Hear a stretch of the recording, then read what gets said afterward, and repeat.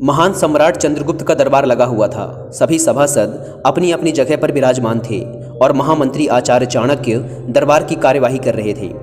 महाराज चंद्रगुप्त को खिलौनों का बहुत शौक था। उन्हें हर रोज एक नया खिलौना चाहिए था। आज भी महाराज के पूछने पर कि आज नया क्या है, पता चला कि एक सौदागर आया है और कुछ नए खिलौने लाया है। सौदागर का ये दावा है कि महाराज या किसी ने भी आज तक ऐसे खिलौने ना कभी देखे हैं और ना कभी देखेंगे। सुनकर महाराज ने सौदागर को बुलाने की आज्ञा दी। सौदागर आया और प्रणाम करने के बाद अपनी पिटारी में से 3 पुतले निकालकर महाराज के सामने रख दिए और कहा कि सम्राट, ये तीनों पुतले अपने आप में बहुत विशेष हैं। देखने में भले एक जैसे लगते हैं मगर वास्तव में बहुत निराले हैं। पहले पुतले का मूल्य 1 लाख मोहरे हैं, दूसरे का मूल्य 1000 मोहरे और तीसरे पुतले का मूल्य केवल 1 मोहर है। सम्राट ने तीनों पुतलों को बड़े ध्यान से देखा। देखने में कोई अंतर नहीं लगा। फिर मूल्य में इतना अंतर क्यों? इस प्रश्न ने चंद्रगुप्त को बहुत परेशान कर दिया। हार के उसने सभासदों को पुतले दिए और कहा कि इनमें क्या अंतर है, मुझे बताओ। सभासदों ने तीनों पुतलों को घुमा फिराकर सब तरफ से देखा मगर किसी को भी इस गुत्थी को सुलझाने का जवाब नहीं मिला। चंद्रगुप्त ने जब देखा कि सभी चुप हैं तो उसने यही प्रश्न अपने गुरु और महामंत्री आचार्य चाणक्य से किया। चाणक्य ने पुतलों को बड़े ध्यान से देखा और दरबार को 3 तिनके लाने की आज्ञा दी। तिनके आने पर चाणक्य ने पहले पुतले के कान में तिनका डाला। सबने देखा कि तिनका सीधे पेट में चला गया।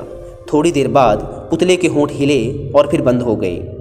अब आचार्य चाणक्य ने अगला तिनका दूसरे पुतले के कान में डाला।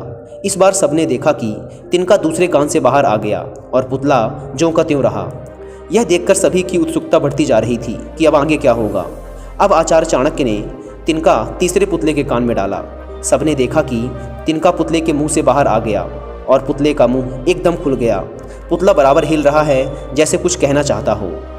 चंद्रगुप्त के पूछने पर कि ये सब क्या है और इन पुतलों का मूल्य अलग अलग क्यों है, आचार्य चाणक्य ने समझाया। सम्राट, चरित्रवान और बुद्धिमान व्यक्ति सदा सुनी सुनाई बातों को अपने तक ही रखते हैं और उनकी पुष्टि करने के बाद ही अपना मुंह खोलते हैं।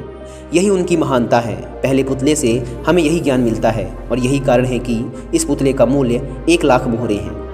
कुछ लोग सदा अपने में ही मग्न रहते हैं, हर बात को अनसुना कर देते हैं। उन्हें अपनी वाह वाह की कोई इच्छा नहीं होती। ऐसे लोग कभी किसी को हानि नहीं पहुंचाते।